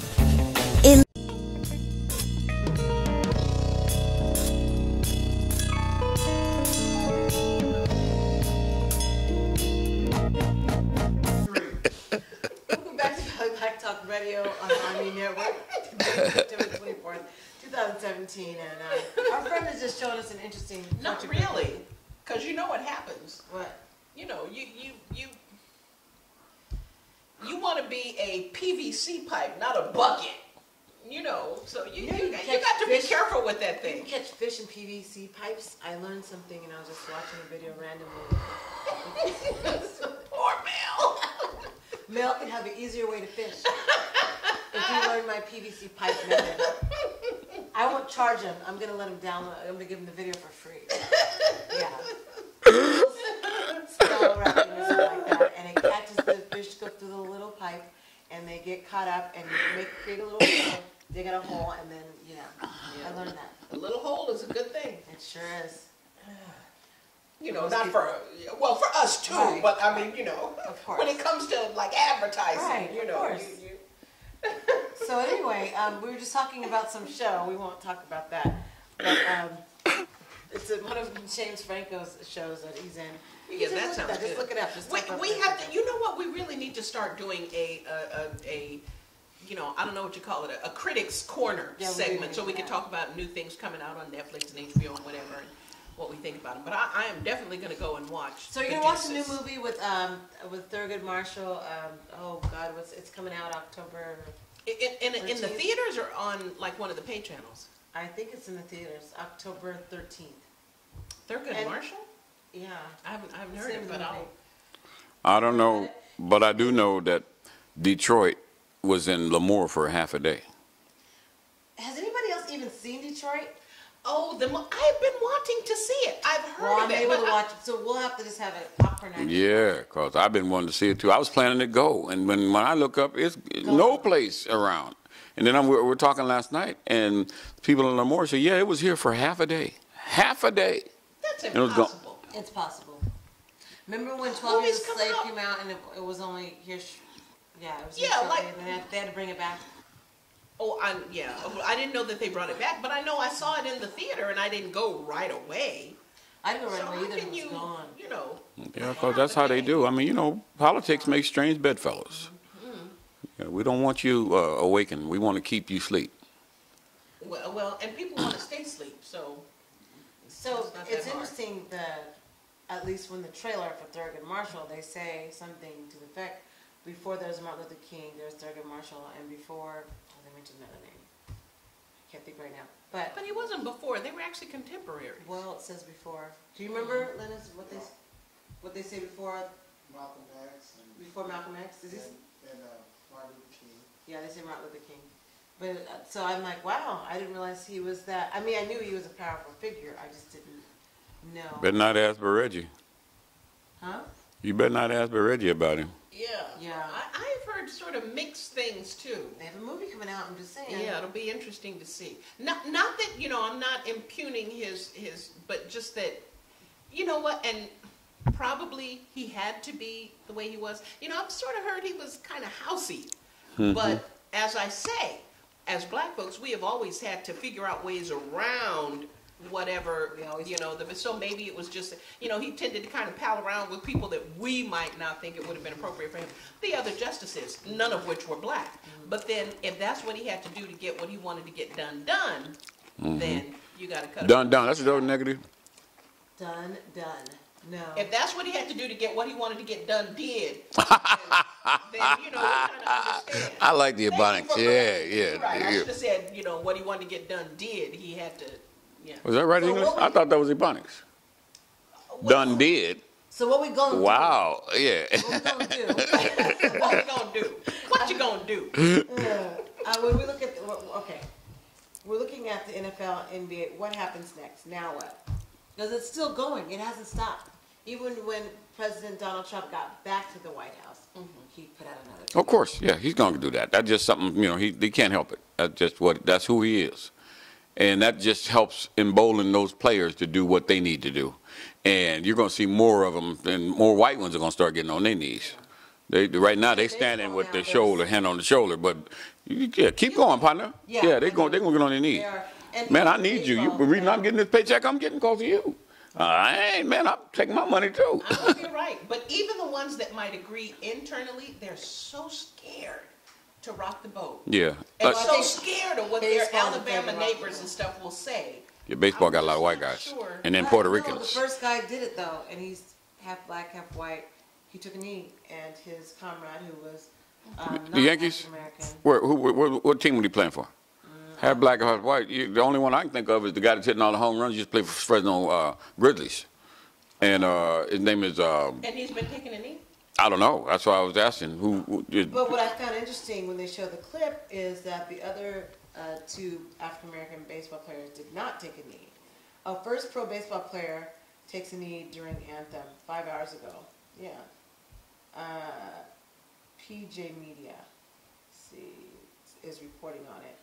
And also at San Francisco What's his name? State has reported on it. Bruce Maxwell. Don't know him. The A's.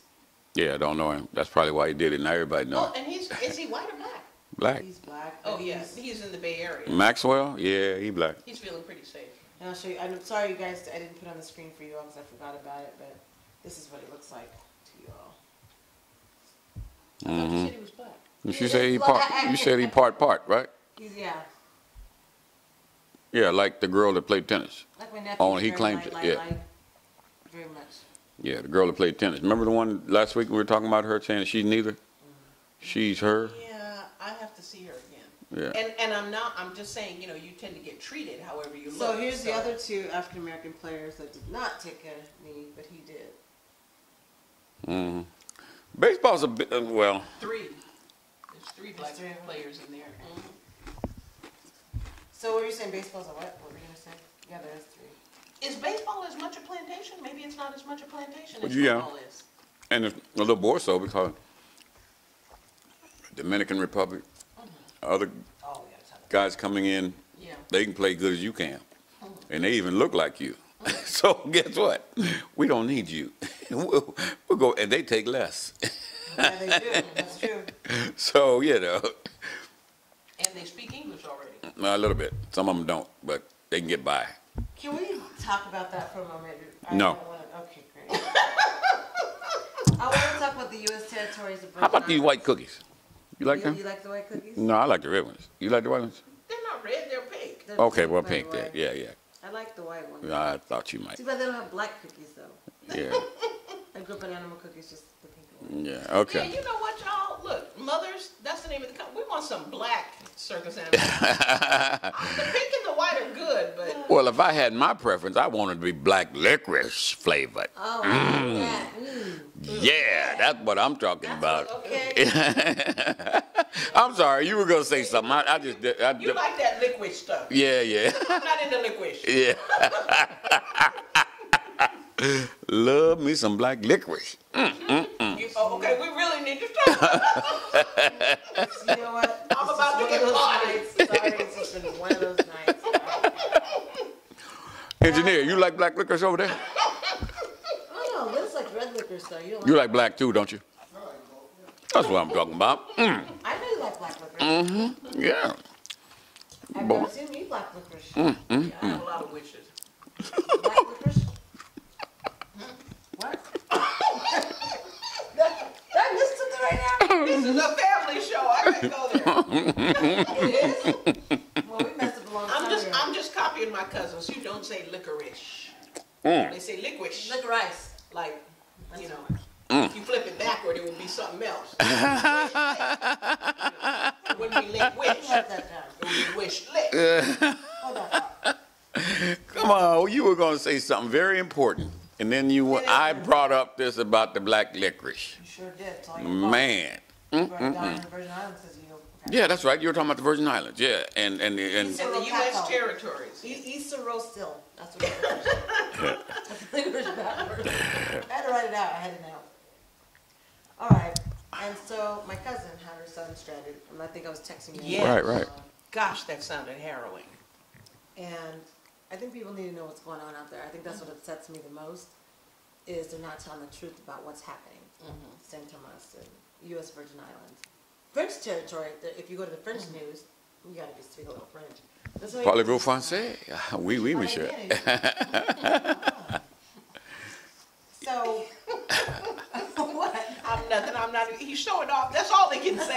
No, he's not. I can count to 10 in Spanish. Wow. I can barely do that. I can do French. I'm just You say, give me your money.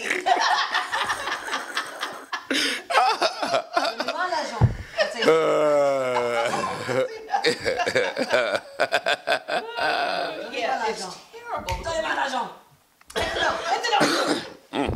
So anyways, it is terrible. Pink Panther. And the U.S. Pink Panther is, what does Pink Panther have to do? Was you eating a pink cookie? Yeah. Man, there's squirrels all in this room. Squirrel. And so I challenge you all not to listen to the news directly when it comes to what's happening in the Virgin Islands, U.S. Virgin Islands, and also the territories where it's all black folks. Dominican Republic, those are black folks. Yeah. Puerto Rico, Cuba, all those places, those are all black folks. And they're not saying much. So my cousin was telling me the story, just trying to get to her son, because all the cell towers are down. They've been down and will be down. And they're telling them they will be down. And so you had FEMA telling the local police to tell people not to try to leave, else they're going to get arrested. Meanwhile, you have this other Santa Maria storm that was coming on, and they're telling people, you can't leave, you can't leave. If you try to leave, we're going to arrest you. These are black folks. I just need everyone to know that. 90% of these islands are devastated, absolutely demolished. So my cousin's son was trapped there, and she was, I think, somehow she was able to talk to him on Facebook, or somebody posted something for him on Facebook, and she was able to reach him, because again, all the cell towers are down, there's no water, there's no electricity, there's nothing out there. And he was just trapped out there for the longest time. And so the Canadian government was able to send out a plane for its Canadian citizens that were trapped there and took them out. The French did too, didn't they? Yeah, the French did too. And so did the U.S. government, but they didn't take the natives. But those are the natives. The black folks are the natives, but they left them there. And he had to take a rickety-ass boat to Puerto Rico, a small boat. So you had the commoner, the people just helping one another. So a guy that owned a boat was just taking people one by one and trying to get them on the boat, as many people on this small-ass boat, and get them to like Puerto Rico, where they can fly out. But then Puerto Rico's airports actually shut down. By the way, in the Virgin Islands, there is no airport. Nobody's talking about that. There is no airport. It was that demolished. They might have, I know they talked about on CNN, oh, they're going to be opening it up this week, but they're that demolished, there's no airports. So are we looking at gentrification? Yes. Because why would you wipe out an entire island? It's wiped out. Mel Jewel, when I say it's wiped out, it's wiped the hell out. So if you own some property there and someone comes along and offers you $100 for a piece of property that you know is worth $10,000 and you have nothing, what are you going to do? You're going to give it up. What else are you going to do? You want water, you want food, there's nothing there. It's so... Wow, man. I need people to know that. I need wow. people to know that in those little islands, it's all black folks. Yeah, yeah. Like and these are the places where people vacation from all over the world. They come there. So you know there's profit to be made. And the folks who are there have been sustaining themselves, or even though Big Brother's been there overseeing everything and getting the biggest piece of the pie. But at least we were... Puerto Rico's U.S. territory also. I need people to know that too. That's U.S. territory. So you have French territory, you have Spanish territory, and then you have U.S. territory. Who's taking care of the people the most would be France. They're actually stepping in and taking care and have sent aid out there, and the people are just obliged. Who's taking care of U.S. territory? They're talking about enough money. There's not enough money for people to take care of it. Puerto Rico is an island, right? Yeah. On the other side of the island is what country? What do you mean on the other side of the island? Puerto Rico. The whole country. Maybe I got it twisted, but I know. Where's Haiti? Oh yeah, Haiti. He's right. Yeah, Haiti's but down there too. But it's down there, but it's not part of Puerto Rico. It's on the same island. It's right there though. It's on the other side. You have Haiti right here, and then you have Puerto Rico. Yeah, but they're two different islands. Yeah, they are. Two different islands or two different countries? Two different countries. Two different countries. Yeah, on the same island. No, I will. Let me look at it, because I may have been misinformed, but I know. No, you have Haiti right well, there. You're right in that they are both being raped by the U.S. I mean, you're right about that, but. But I haven't heard any major discussion about. They're not connected, right? No. You have Puerto Rico, Dominican Republic, and then Haiti. Okay, so the Dominican Republic is connected too. Right. All right, I knew there was a. Also devastated and is black. Yeah, but they never say anything about Haiti. You notice that? And then all of this stuff, nothing has been mentioned about Haiti. Earthquake that we had. Yeah, I knew one of those was countries where. Cholera, from the cholera. So Haiti is to connect directly to Dominican Republic. Okay, that's what I had. I had it wrong. My bad. I had Puerto Rico, but it's not Puerto Rico. In between it is Dominican Republic. So Puerto Rico, and then all the U.S. Virgin Islands are here, wiped out. British Virgin Island, they're taking care of their folks. Anguilla and all these little islands are like devastated right now. La Martinique, which is a French island, they say they weren't it wasn't touched. That's what I got in the news. And Barbados and Grenada, some of those islands were also devastated. But no one's talking about these man-made storms that are done on purpose to wipe them out. Gentrification. You said it. You said it. Right? These are vacation spots. People Yeah. like this. Some places I'd never want to go, but you know, those are places where lots of folks would like to be. Really? Oh yeah. Oh God, the Virgin Islands are. You should go. There's so many places in this continent that I haven't been to that I know are just off the chart. I ain't got time to be going over there. No, see. Too much water. I can't drink all that. Here, Yeah. you still encounter everybody. And? And in fact, not that much of everybody. Okay. When you go to the Virgin Islands, almost everybody looks like you. Yeah. Well, yeah. It's real cool. But let's To be walk clear. around somewhere and have almost everybody look like you and know your struggle and respect you because of it. That'd be great. Yeah. Okay. Yeah. I've never thought about the, well, St. Thomas. What about the Turks and the Caicos Islands? Those are the only ones that I'm not familiar with. Yeah, I don't, you know, I They're know there's a demolished. whole lot of, They're demolished. you know, what's his name? The Virgin guy? Russ Limbaugh? Branson? No. Yeah, the blonde-haired guy, Mhm. accent, can't remember his name. He and a lot of other people have very, very pricey vacation property between Turks and Caicos. I don't know how much color there is there. I mean, I think they are, you know, like St. Thomas and St. John and the Virgin Islands. Tourism is a huge part of their economy, but there's a lot of people of color there that live there. Turks and Caicos, I'm not sure how much color there is there, because those are some real pricey places. Well, I think Mr. Limbaugh can tell you all about that because he's all the way down there, especially with them young girls that they got down there. He all man. Also, you can ask him. Yeah, you can ask him. He can tell you all about it. Yeah. But we have to. I don't know what we're going to do about that because we're not talking about these little string of islands and they're wiped out.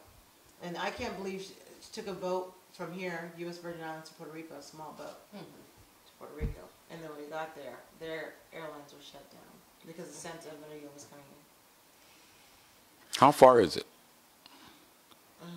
As far as the boat ride? Yeah, it looks like it's less than 50 miles. Is it? Yeah, it looks to be. It's a little bit longer than 50 miles. I mean, No. map. You know, if you're talking about here, maybe here's 50 miles. If you're here's 50 miles, U.S. Virgin Islands to Puerto Rico. Well, I'm just guessing, so I don't know. I'm I mean, Fresno boy, that's so about you 50 know. miles, isn't it? You can't tell from that. You have to have one of those scales that says per inch. And if there's one thing I can't do, it's read a map. Oh, there's lots of stuff I can't do, but read a map is... You said there's one. Or you can just, you know what, Google it, and Google will tell you. Yeah. But we haven't heard anything about, you're right, we didn't hear anything about Haiti And we're not going to, because, you know... People of color. And they still mad at them for running them out of there. And they ain't forgot yet. With Haiti, Yeah.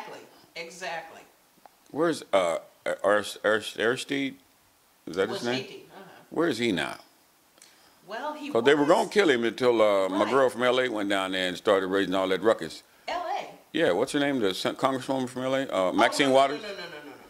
Yeah. Before her was Amy Goodman. We wouldn't even known that True. Aristide was flown out of there had it not been for Amy. But, you know, I love for Maxine. I'm not saying that. I'm just... Yeah, but they were going to assassinate him, and she got on the bandwagon. And blasted it so yeah. that, you know, it wasn't like they could easily get away with it. So then they turn around and sue her. A DOC, Democratic Republic of DRC. But then I think he went back to Haiti like last year. Okay. Well, 114 miles to get to Charlotte, the first part of the island, and then another 30 miles, so about 150 miles. Yeah, so I'm not, I don't know where Aristide is now, but he was in Democratic Republic of Congo. He was democratically elected to be the president of the country, and George Bush and the boys said, "No, we're not having this." Yeah. And he should have stayed, put on a coup. Because democracy is so important. But he should have stayed. He would have been good for the country then. He should have stayed. Of course, he was the people's choice. He couldn't stay with but we took you know, him his life the US under threat. Yeah. And so my point with these storms, I had texted Jewel last week, these weatherization storms, because this guy from Hawaii was showing these little string of islands where they have the HARP. You know, like the HARP that create, HARP, the program that creates the waves and stuff like that. Yeah, not the one that does your home Not the modification. CERN. No. There's that HARP program. Oh, no, This is different. This is HARP, more like you have the CERN program, then you have the HART program. Right. So it creates these waves in the sky, and he was showing it. And that's I center that. 2 different ones. Yeah. And then you have Dr. Mishu Kaku, who says, yeah, they are always creating storms. They've been manipulating weather for decades. And so if they're having a drought, they'll create a storm, It's just known. They do it all if the time. they want to. And so you'll see the chemtrail, which is them putting the ions to create the storms. But yeah, so those are 2 videos I sent you. That's why I didn't know if you got a chance to see it. But it's all over the little islands. I haven't got a chance to watch them yet, but I know what they are. And I'm gonna so when you see it, you'll see it starting in those little islands by Africa. Yeah. That's where they're doing it. And then it comes off, goes through, and it gets to the Atlantic, and it gets to the Gulf. How can the hearts of man be so evil and so deceitful to... Scary, isn't it? Man, yeah, this... It's scary. Wow. And it ain't all men, huh? Bad enough, if you want, it ain't all men. Yeah. But when you want something bad enough, you'll get it. Someone was just telling me, I was talking to them about Harlem. And she said, yeah, my friend was talking about this new hotel, the Loft in Harlem. I'm like, what? I never heard of a hotel. Never, ever. All the years I've grown up, I've never heard of it. She said, oh no, it's only a few years old and it's $500 a night. I'm like, $500 a night? I don't know any black people who can pay for that. She said, exactly. So I'm told now, if I go to Harlem, it's just not, I mean, when you would go there, all you would see is just African Americans, just every block, no matter what. I don't ever recall, all the years. I had to think back in my memory bank, because she said, oh yeah, it's a very diverse neighborhood, and that's a shock to me. That's a cultural shock to me. And I think if I went back now, I wouldn't even think that was Harlem. You wouldn't even recognize it. We're not in Harlem, stop it. We're on Mars. Yeah. Because that would be like going to Oakland, that's gentrifying, right? Or going to East Oakland. Yeah. And then it's all white people. And you're looking for the drummers in the park on Sunday morning, and they're not there, and you're totally discombobulated. Yeah, then you find out the white people who bought apartments around the lake don't want that damn drumming on Sunday morning. So here's what I propose, Jewel. Yeah. Now, I say the African Americans, do all you can, just move to Silicon Valley. Let's just all move there. Let's see if we can just drop the property rates. We need some rich black folks to move there first. There's rich black folks we can't afford to move there. There's rich black folks there. I came from there. It's just that we all need to stay there. So if we all just start moving, help each other out, and just move there to Silicon Valley. Can we go like the homeless and just pitch tents and do? That's what I'm saying. Let's pitch some tents. But the weather is nice, like 93% of the year. So as long as you have a tent. So let's get some tents, and we just bring everybody to Silicon Valley. Yeah. You'll have free internet, so you don't have to worry about that. It all works out. Oh, really? There's wireless internet for the whole city? Well, you're going to McDonald's, and they have the wireless you can use. No, it's not Google just does that. McDonald's. Google gives you 2 for free. And Google is empathetic. They know our plight. But it's not just all over the city. Yes, right? it is. In San Jose it is. Really? Yeah. Oh. Yeah. I say we go camp out in Silicon Valley. Are we down? My tent is ready. All right. There we go. So people can just camp out in Harlem and just change it out. I'm just saying. Let's take it to Silicon Valley. Let's take it to some people's backyard and see what happens. Yeah, see what happens. See what happens. It doesn't even take much. You know what I mean? It just takes a few of us. Go to Holiday Inn down the road and let 3 of us get in the pool and see if it doesn't clear out. And I'm saying, we laugh, but we don't even have to be doing anything. We're not peeing in the pool. We're not. You know what's really strange? I try to go at least once a week to get my feet, because I'm a diabetic. I try to get my feet massaged at least once a week. And it feels wonderful. Yeah, it does. But there's a Chinese people who there's a string of places. Hey, Liz, can you get chromium out the can? And do you know that when the first time I went, a gentleman did my feet, Just roll your eyes in. no gloves. From the second time till just a week or so ago, every time I go in, whoever is going to do my feet, they got on gloves. And when I look at white or Mexican or somebody else that's no gloves.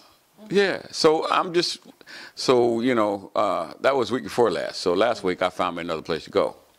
And they do just as good and no gloves. Yeah. What does it do to you? Chromium, since you had all that sugar and you're diabetic, so it sucks the sugar. Oh, really? Yeah. I've told you this before, but You ain't told me nothing. Where's my text? Is it Julia? Oh, let me just put this back.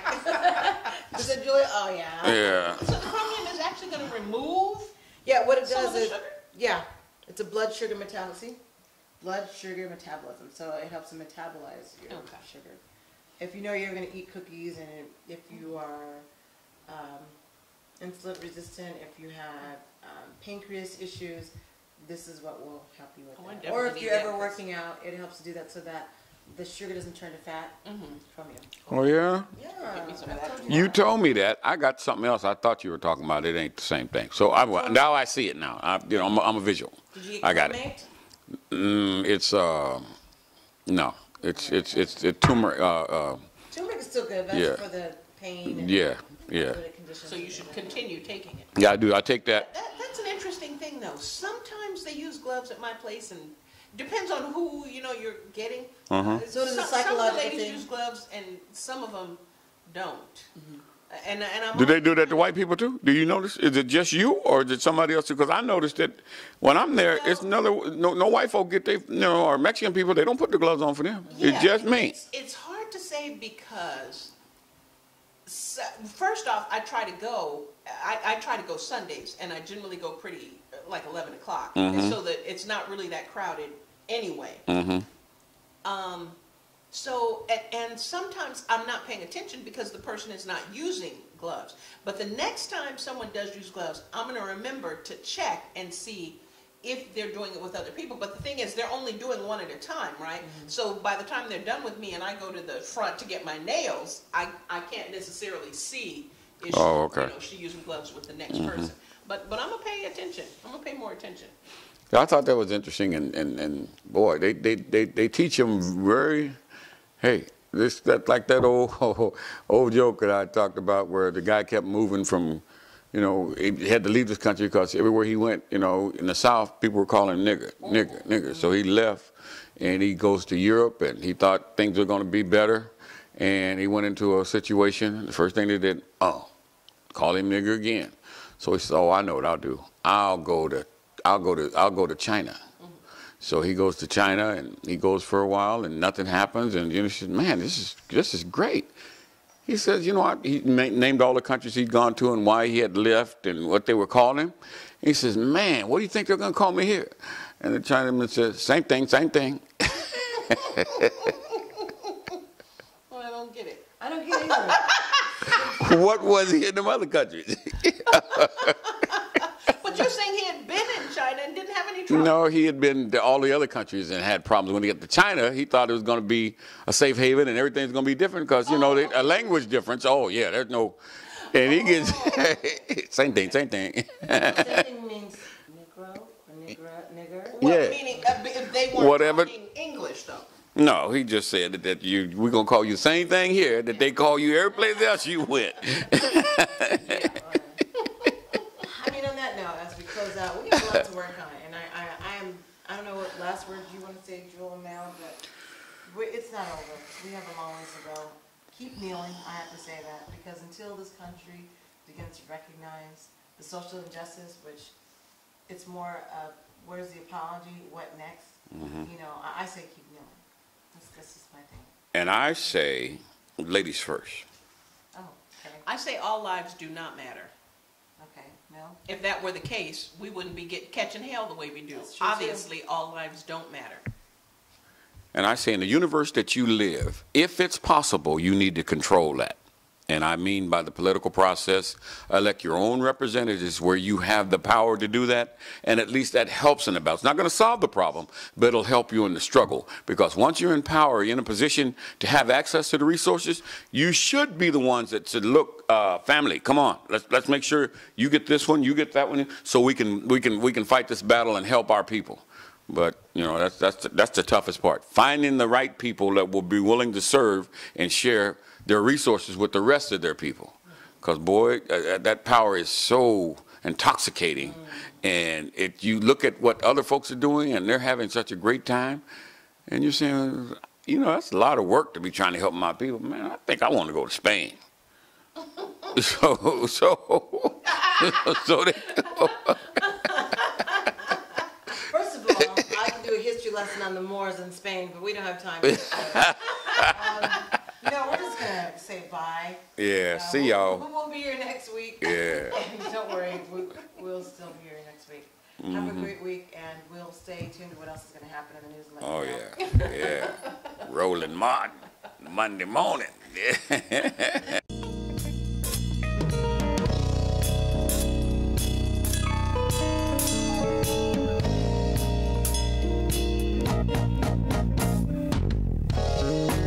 Trash Day in Fresno. What's she gonna take out? Shh! This is a stakeout. It looks like teddy bears. Or a bag full of marshmallows. Big ones. It's clothes. She's trying to recycle clothes. Ow, stop her. Save the world. Save Fresno. Clothes go in the gray. There's no other way. For a full list of recycling offenders, visit keepfresnoclean.com.